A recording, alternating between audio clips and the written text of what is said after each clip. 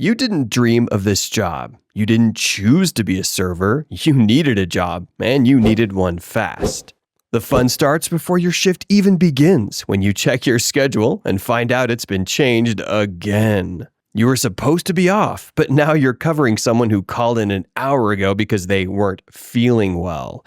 Translation, they went to a concert last night and are now mysteriously unreachable. So you throw on your uniform and head in, hoping the night's not too crazy. Spoiler, it's about to be. You've got a full section, a party of 8 who want separate checks, a 10 top that turned into 22 because their friends showed up, and a couple who didn't count their children as people. So now the 4 top you were promised is a table for 7, plus a stroller the size of a Prius. One of the kids is climbing under the table, another is using the salt shakers as a pair of maracas, and that kid in the stroller is testing the limits of human lung capacity. You greet your table. They say they're ready to order. They are absolutely not. They stare at the menu like it's written in ancient code. Panic. Order the chicken. Then, 5 minutes later, they flag you down.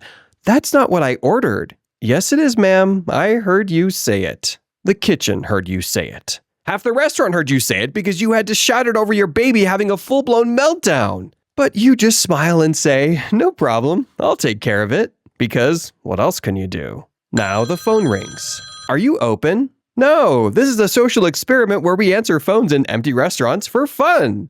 Or even better, it's someone trying to place a to-go order who's never seen the menu. Hold on, I'm texting my friend to see what they want. And then they vanish. You stand there, waiting, listening to elevator jazz, reevaluating your life. On the floor, things are heating up fast. You run food to a table, hands full, plates hot, and no one's cleared the way. Phones, purses, iPads, a salt sculpture from one of the kids.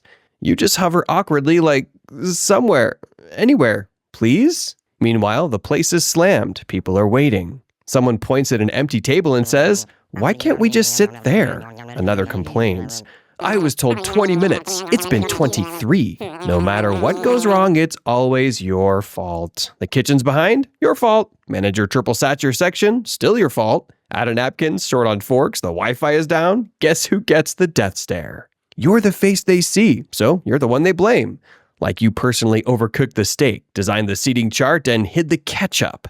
You just handled a table of 12, split the check, substituted everything, refilled their waters before they even hit halfway.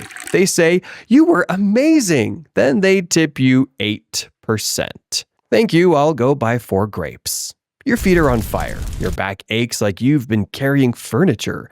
Your bladder is pushing the limits of what's physically possible. But that's okay. You're still smiling like everything's totally fine. Oh no, someone just yelled, it's Cheryl's birthday, which means you now have to grab 3 people from the kitchen, perform a legally off-key version of happy birthday, and pretend to be thrilled while Cheryl's friend records it for Facebook. But hey, at least it's almost closing. The floor's mopped, the chairs are up, your section is finally empty, and that's when a group of 6 walks in.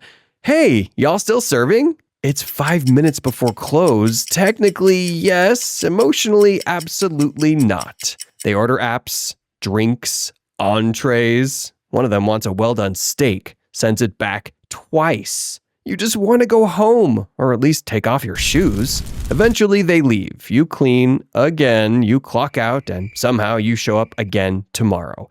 Because rent. Because your band isn't famous yet, because despite all the chaos, you're weirdly good at this. You remember faces, handle 12 things at once, you're a master of multitasking, emotional regulation, and pretending to enjoy being asked for extra rent while holding fajitas hot enough to brand cattle. And sometimes someone says, thank you, and means it. And for half a second, it's enough. So, if you've rolled enough silverware to question your life choices, slid across a wet floor like you were in a food court Olympics, or been yelled at by old people because they weren't seated in their favorite booth, you might be a server. And if you made it through this whole video without silently screaming into a napkin, go ahead and subscribe. It's free, it won't ask you for extra Parmesan, and no one's gonna make you sing.